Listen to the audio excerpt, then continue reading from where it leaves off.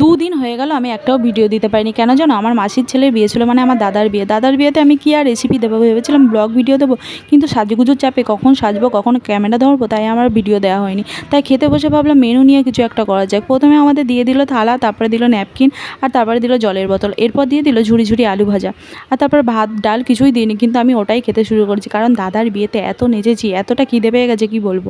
তারপর ডাল আর আলু ভাজা দিয়ে খাওয়ার পর চলে এলো পটল চিংড়ি, আর পটল চিংড়িতে আমি অনেকগুলো চিংড়ি খুঁজে পেয়েছি, মজাদার খবর কিন্তু এটা। তারপরে দিয়ে দিল চিকেন, আর চিকেন এত সলিড চিকেন দিয়েছিল আমার খেতে ইচ্ছা করছিল না। তারপর অনেক চাওয়ার ফলে দিল একটা হাড় মাংস, ওটাই খেলাম। আর সাথে ছিল স্যালাড, স্যালাডে এক কামড় দিয়ে হয়ে গেল আমার মাংস দিয়ে খাওয়া। তারপর দিয়ে দিল চাটনি পাঁপড়, আর চাটনি দিয়ে পাঁপড় খেতে আমার যে কী টেস্ট লাগে কি বলবো।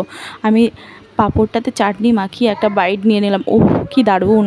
আর তারপরে দিয়ে দিল রসগোল্লা, রসগোল্লা খাওয়ার পর ছিল আইসক্রিম হজমোলা, সেগুলো আর ভিডিও করা হয়নি। তো টাটা।